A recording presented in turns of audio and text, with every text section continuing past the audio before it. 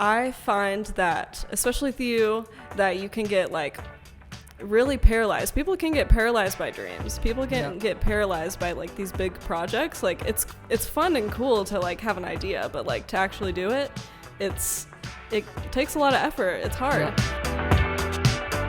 Hello and welcome to Flow. My name is Jordan Hawkins, and today we have a clip from a conversation with my good friend, co-worker, helper, organizer, person who gets things done, Callista Russell.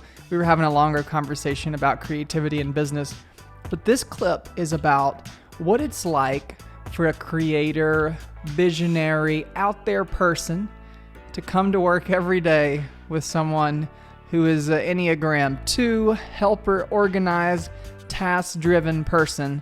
I'll let you decide which of us is each of those things. But anyways, we were able to get things done together. And so in this little brief conversation, we just mentioned some tips and thoughts on what it's like to work together. We discussed things like communication and just really being open and learning how different personality types and people can work together to get things done. Callista, what's your Enneagram again? A 2? Yeah, and Callista is a 2. I'm not super involved with the Enneagram religion. I'm kidding. But I would say you're a really good 2 for all the crazy, creative, out there people in your life. There's a long list of them, including me. They've got a 2 or type A somewhere in their life, whether it's a spouse, a sibling, someone that works for them or works with them as a business partner. How does that relationship work? How do you see that as like, because I think when we started working together early on, it was like, I would almost feel bad if I was asking you to do something, or I would feel bad if I would say, hey, Callista, come help me with this.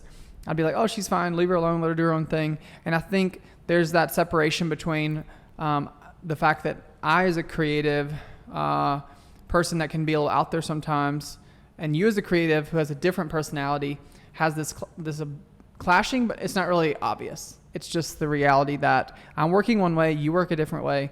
But I think I need to be put in a certain lane sometimes and told like, hey, are you doing this? Hey, here's your to-do list. Mm-hmm. You need a little bit more of that other side from me. So what's that like? Yeah. Long question.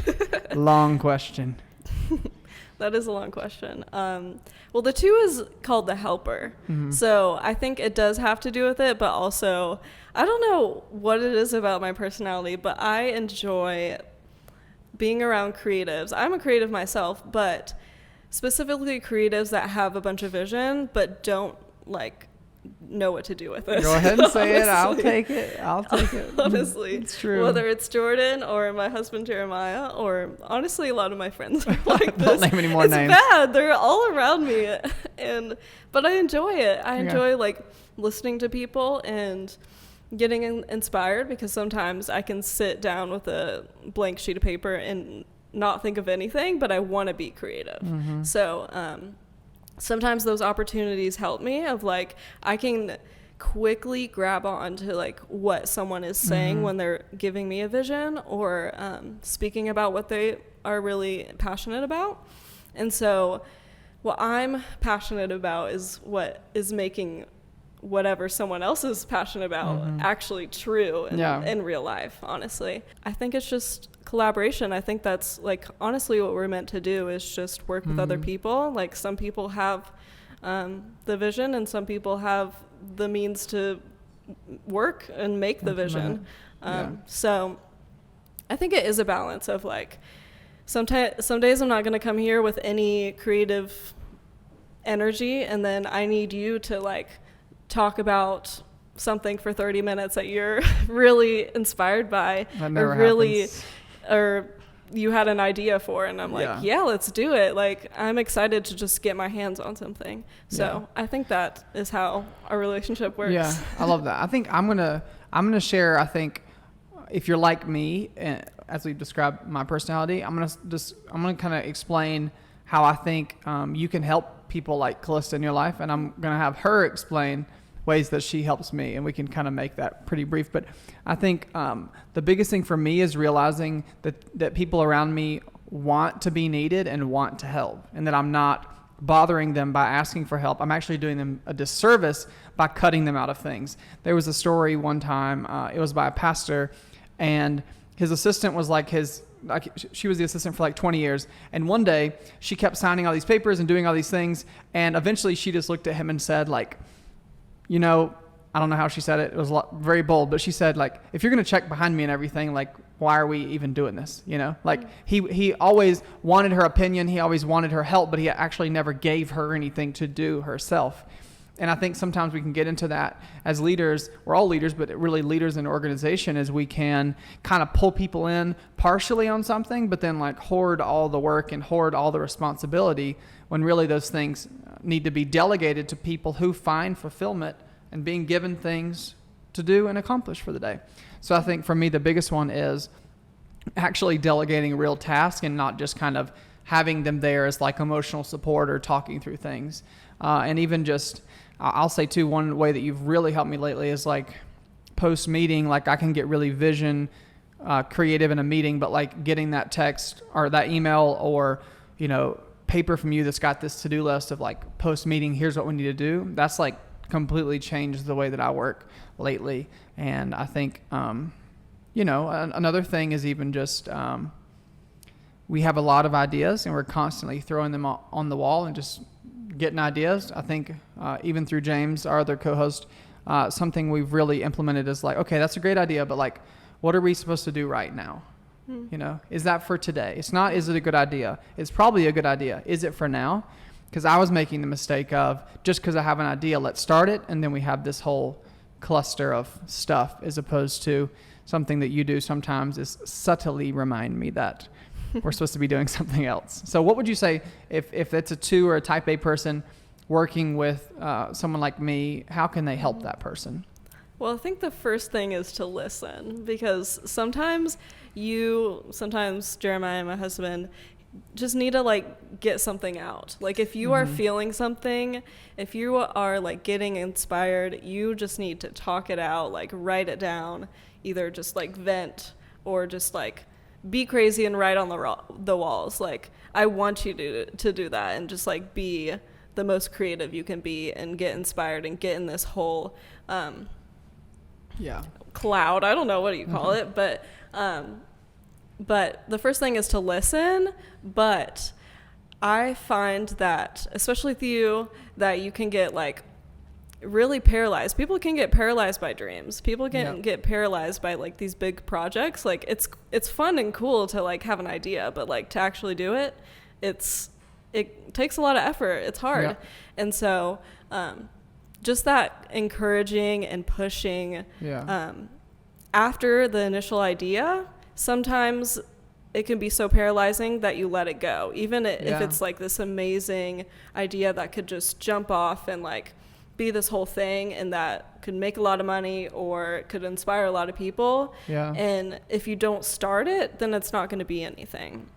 And so I kind of see that as my mission of how can we make this what it is? Mm-hmm. And so I think that's another thing of just listen, but let's make a to-do list. Let's start okay, how can we make this huge vision small enough that it's practical? So it's learning and listening, but also pushing. Yeah. And letting you have your days where you want to do whatever you want, whatever you're inspired at the time, but also making a discipline of really getting things done and moving on. It's good. Yeah. Someone once told me, they were you suffer from paralysis of analysis. And he's you analyze and perfect everything, and then you don't get anything done. Yeah. I was yikes. Thank you for that. But it was truthful, and it stuck with me. He didn't know me. He was a stranger, but it was so true. And I think I analyze, I try to perfect, and then you're kind of paralyzed. I've never heard it said like that, but I am paralyzed by many of those things. And I'll say too, not to steal your point, but the louder person in the room, sometimes me, needs to learn to listen to everyone around them. That's sometimes recently, as I've gone into meetings, it's all right, you're going into this meeting to listen. You already know what you think. You already know what you want to say. So if you're going to have a team around you, if you're going to even have freelancers or contractors or even a spouse around you, listen to what they think. You're not always right. And I found that a lot of times great ideas come from leaders even just listening to the people around them and taking in those ideas. Because here's the reality. As your team grows, even if you're just a married couple or have a few people involved, like you may not be the only person that gets vision for your company or your business or your organization. And I think it's easy when it's just you and you think you're going to get everything and you're going to figure it all out. But problem solving and even casting vision comes to everybody on your team, not just the person who thinks it's their personality type to receive that all the time. Mm-hmm. And I think, like you said, just working with other people makes it easier, even though it may be a hard step to reach out to a person, or it might be scary to share a vision with someone else. Truly, in the long run, it will help you and your business. And even what you were saying of like involving other people, and you're like, I'm scared that this person isn't going to get the vision, or I'm scared that they're going to feel like I'm using them.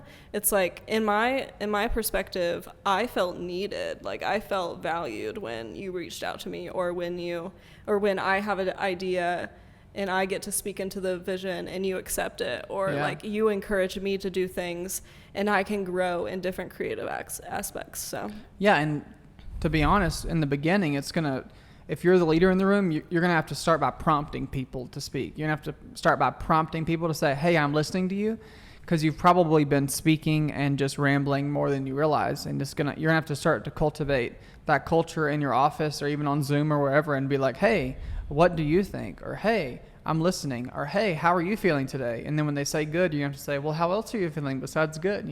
Like genuinely invest and care in the people around you. Or I always say, like, someone on our team said, you really seem to care about how I'm doing. And then my response is, if I don't care how you're doing, then I don't deserve for you to be here. That's my view on leadership, or even just business, is like, if you don't care for the people on your team, and even just within the context of this podcast, like if you don't care about the people on the projects that you're going to, the clients that you're working with, then you don't deserve to have those clients or have those projects. Because yes, it's a money exchange. Yes, it keeps business going. Yes, it gives them a product, but it is about people at the end of the day as well.